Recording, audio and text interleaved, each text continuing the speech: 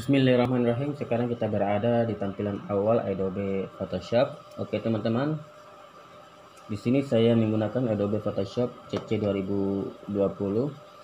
Bagi teman-teman, untuk memudahkan mengikuti tutorial ini, silakan teman-teman download aplikasi Adobe Photoshop CC 2020 sebagaimana versi yang saya gunakan, sebagaimana versi yang saya pakai. Oke teman-teman, langsung kita menuju ke logo dari Adobe Photoshop, kemudian klik kiri pada mouse seperti ini, dan teman-teman bisa lihat tampilan dari Adobe Photoshop. Ini merupakan default dari Adobe Photoshop, merupakan tampilan ini merupakan area kerja dari Adobe Photoshop. Teman-teman bisa lihat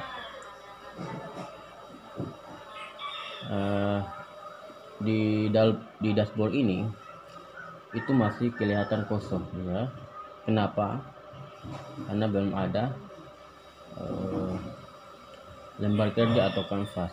Ketika dashboard ini masih kelihatan kosong, maka kita atau teman-teman belum bisa melakukan proses editing ya, atau melukis atau lain sebagainya. Kenapa? Karena belum ada lembar kerjanya atau kanvas, sehingga belum bisa mengaktifkan ini. Pertama, saya memperkenalkan panel-panel yang ada di Adobe Photoshop ini, di area kerja Adobe Photoshop. Langsung menuju ke atas. Ini merupakan tab menu dari Adobe Photoshop versi 2020. Anda bisa lihat teman-teman, tab menu, di mana tab menu ini berisi file, ada edit, ada image, ada layer, dan seterusnya. Kemudian di bawah tab menu ini ada option bar atau panel bar, di mana option bar atau panel bar ini memiliki keterkaitan atau memiliki hubungan dengan toolbar yang ada di samping kiri. Teman-teman bisa lihat teman-teman, atau ketika teman-teman menggunakan tools ini, itu option barnya akan selalu berubah. Contoh seperti ini, ya kan? Seperti ini teman-teman, sudah berubah option barnya. Saya akan menggunakan crop, ya sudah berubah. Saya akan menggunakan text tool, ini sudah berubah. Nah, ketika option barnya sudah berubah, di sini bisa kita fungsikan atau bisa kita gunakan ya. Di sini ada ukuran font, ada nama font ya. Seperti itu, ada ukuran font, Anda bisa lihat, ada paragraf dan sebagainya, ada juga warna, color, bisa juga melalui sini ya, seperti itu teman-teman. Dan seterusnya, ketika teman-teman menggunakan tools ini, pastinya option barnya atau panel barnya akan selalu berubah.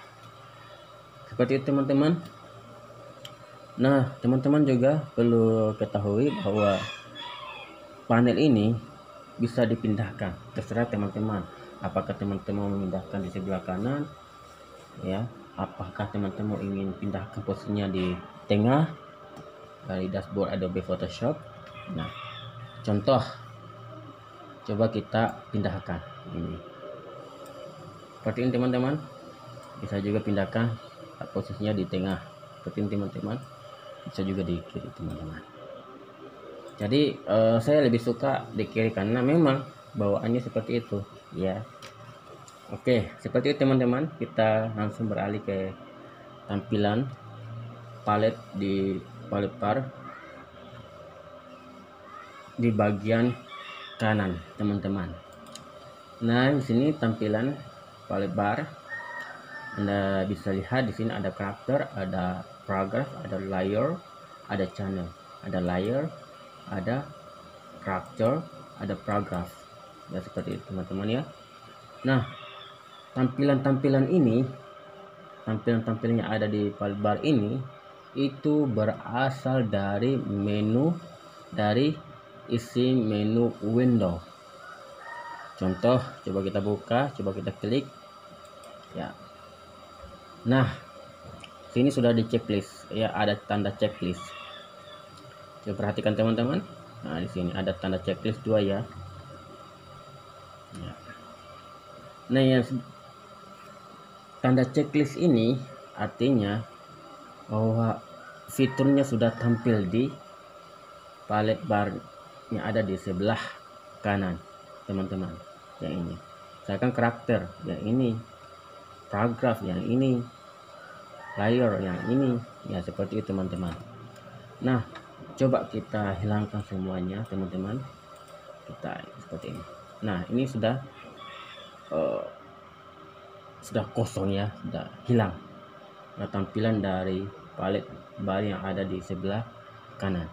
Bagaimana untuk menghadirkan atau menampilkan tampilan palet yang ada di sebelah kanan ini teman-teman? Kita menuju ke window sebagaimana saya jelaskan tadi, bahwa tampilan-tampilan yang ada di palet bar itu dominan berasal dari isi menu window. Nah, coba kita klik. Ya, di sini sudah hilang kan tanda checklistnya. Kenapa hilang? Karena sudah kosong di sini. Bagaimana untuk menghadirkan atau kita klik karakter, kita checklist karakter. Ya, seperti ini teman-teman. Ini kan sudah hadir, sudah tampil.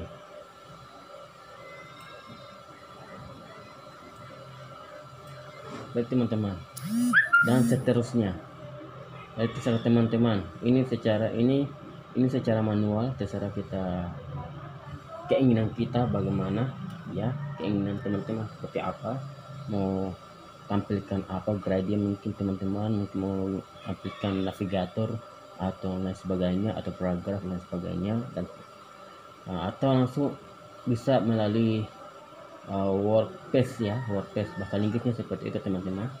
Mohon maaf kalau kata-kata dalam pengucapan bahasa Inggris itu tidak sesuai. Nah, seperti itu motion ya, seperti ini tampilannya. Nanti ya, seperti ini tampilannya teman-teman. Bisa lagi kita ganti graphic and web ya, seperti ini teman-teman. Itu saya gunakan yang seperti yang semula.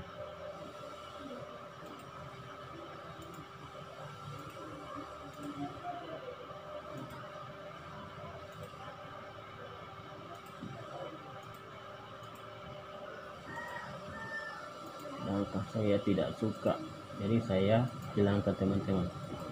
Jadi ini kenapa saya hilangkan, karena saya tidak suka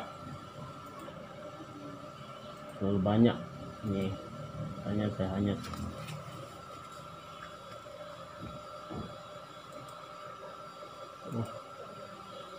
hapus.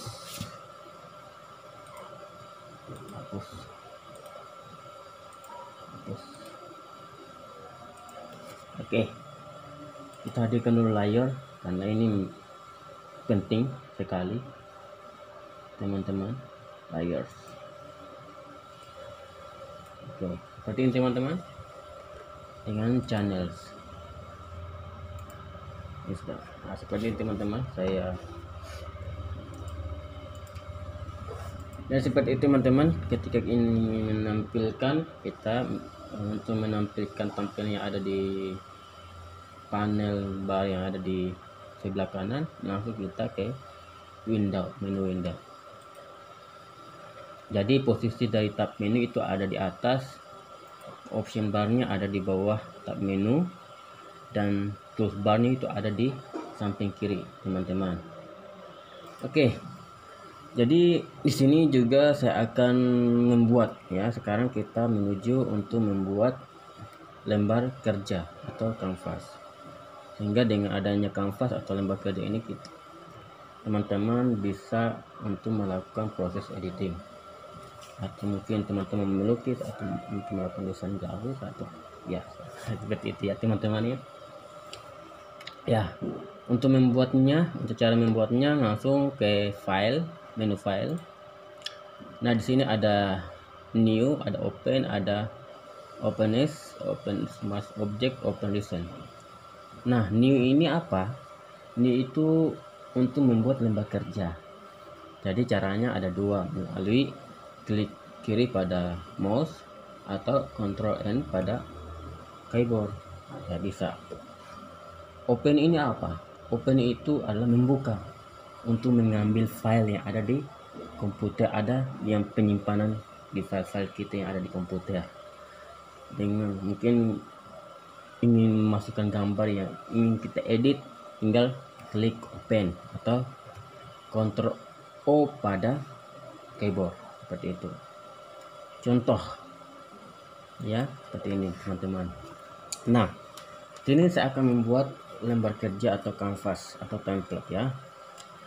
Di sini sudah ada, ini sudah disediakan oleh Photoshop sendiri ya. Di sini sudah ada, ini template-nya sudah ada sudah ukurannya itu 7x5 in dengan resolusi 300, semuanya rata-rata itu 300 resolusi ya. Ada bentuk landscape, ada bentuk portrait dengan ukuran berbeda-beda, resolusinya itu selalu sama, tidak beda-beda juga sama. Oke, print juga sudah disediakan juga oleh Adobe Photoshop, dengan ukuran letter ya, letter dengan resolusi ya, resolusinya 300 pixel, legal, tabloid, A4, A6 dan sebagainya dengan resolusi yang sama yaitu 300 pixel ya. Art illustration ya seperti ini ada. Nah, seperti itu. Dan desain webnya, template webnya atau kanvas webnya itu dengan 13.366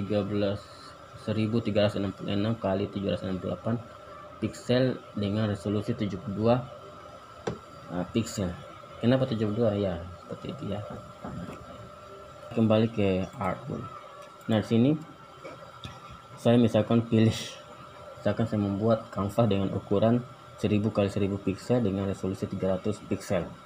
Saya klik, nah sini sudah klik. Nah sini ukurannya width-nya 1000 ya. Usahakan teman-teman kalau ingin membuat kanvas atau dokumen baru, usahakan diberi nama agar ketika kita menyimpannya itu mudah kita cari gitu istilahnya. Misalkan tutorial.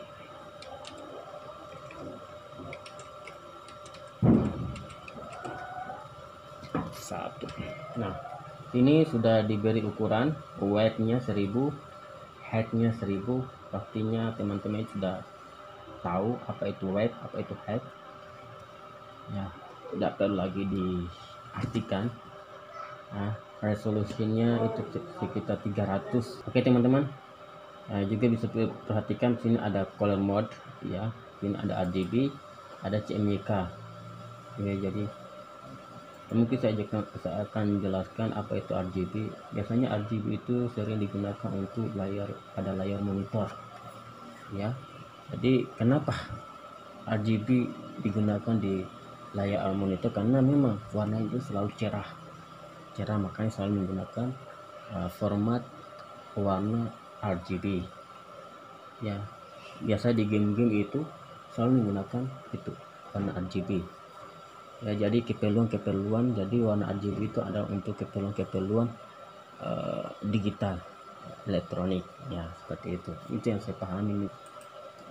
Kalau CMYK ini biasanya format warnanya itu sering digunakan untuk keperluan percetakan, mencetak. Misalkan teman-teman ingin membuat banner atau spanduk dan sebagainya, kemudian ingin dicetak, harus menggunakan format warna CMYK seperti itu teman-teman. Nah di sini ada background konteks ya. Ya terserah teman-teman, kanvasnya mau diberi warna apa, ataukah teman-teman diberi warna hitam atau transparan atau backgroundnya berbagai color atau warnanya kostum dengan pilihan warna terserah teman-teman ya, tapi saya sini menggunakan white aja ya, atau kostum ya, bisa kostum saya ganti dengan warna putih ya. Setelah kemudian kita beri 8 bit ya. Oke, setelah kita sudah atur, setelah kita setting lembar kerjanya, kemudian kita klik. Seperti ini hasilnya teman-teman. Dengan tampilan ini, dengan adanya lembar kerja ini, artinya teman-teman sudah bisa melakukan proses editing ya, sudah bisa melakukan proses editing. Nah, contoh misalkan tadi kan sebelum adanya ini teman-teman belum bisa melakukan proses ya, belum bisa kita aktifkan ini ya. Kenapa? Karena masih kosong tadi. Nah, setelah adanya kanvas ini atau lembar kerja ini, teman-teman sudah bisa melakukan proses editing ya. Misalkan contoh saya edit teks ya seperti ini. Terlalu besar, teks kecil.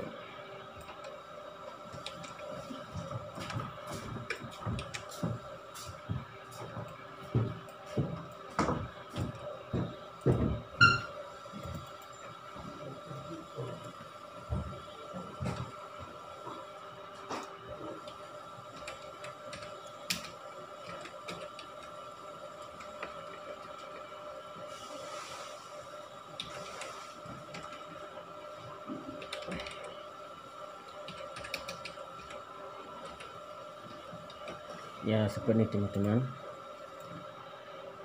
Anda bisa lihat teman-teman. Nah, di sini teman-teman bisa kita ganti hurufnya, begitu juga kita ganti warnanya atau ukurannya, bisa dengan dua cara. Bisa langsung kita klik di sini ya, langsung di sini kan. Ketika kita klik ini pasti option barnya berubah. Nah, bisa kita ubah melalui dari option barnya ya, seperti ini. Jadi bisa kita ubah hurufnya, fontnya melalui option bar atau panel bar, seperti itu teman-teman ya.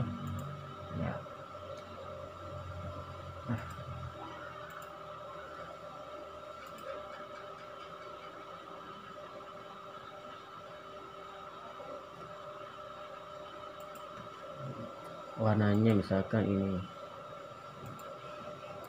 Oke, ini paragrafnya seperti ini teman-teman. Bisa juga melalui sini juga di panel barnya bisa.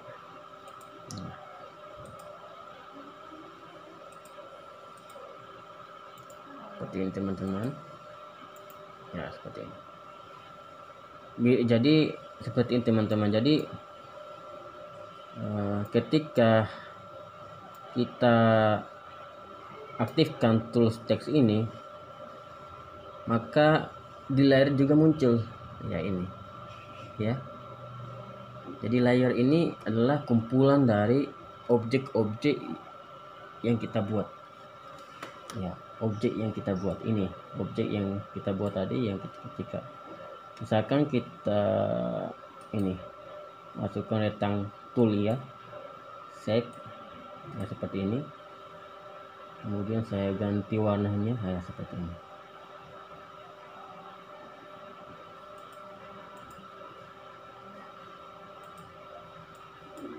Atau bisa juga teman-teman melalui option bar ya.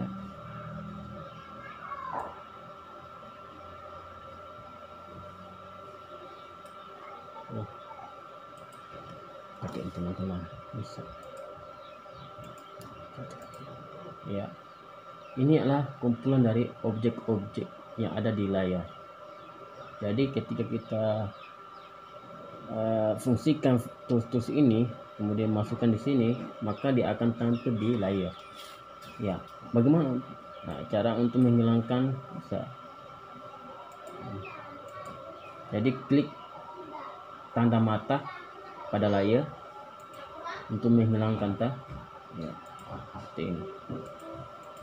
Ini posisi, ini kan bisa teman-teman lihat, ini kan di atas posisinya, di layarnya posisinya itu di atas untuk layar, ini di bawah. Jadi dia akan menutupi teks karena posisinya di atas. Bagaimana untuk tanda teksnya ini berada di bawah agar dia berada di atas teks ini? Seperti itu.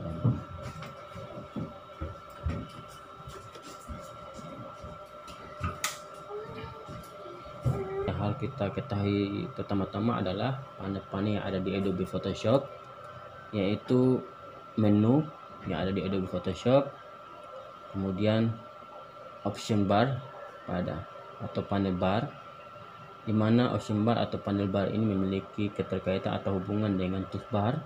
Ketika teman-teman menggunakan toolbar atau menu toolbar ini, maka option bar atau panel bar ini akan selalu berubah, dan di option bar ini bisa kita fungsikan ya. Nah, seperti itu. Begitu juga kita memindahkan letak posisi dari panel toolbar, bisa terserah teman-teman, tadi kiri ke kanan ke tengah bisa.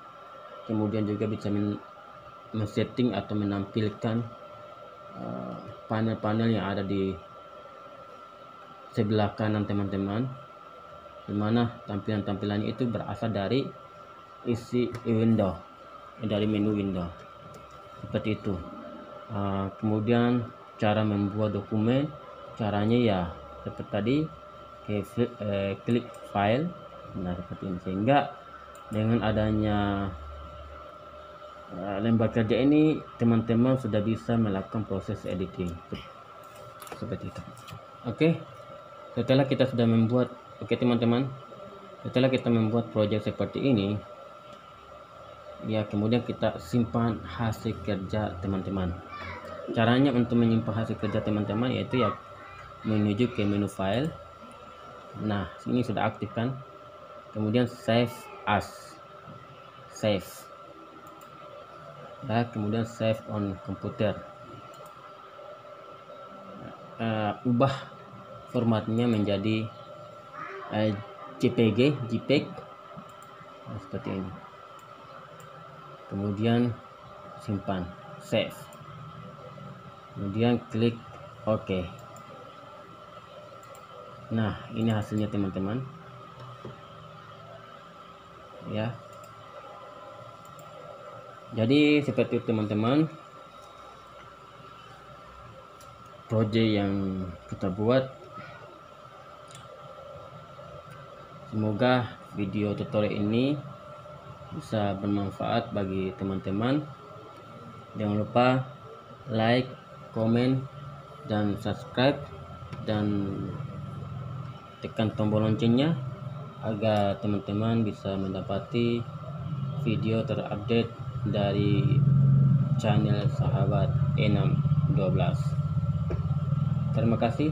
Assalamualaikum warahmatullahi wabarakatuh.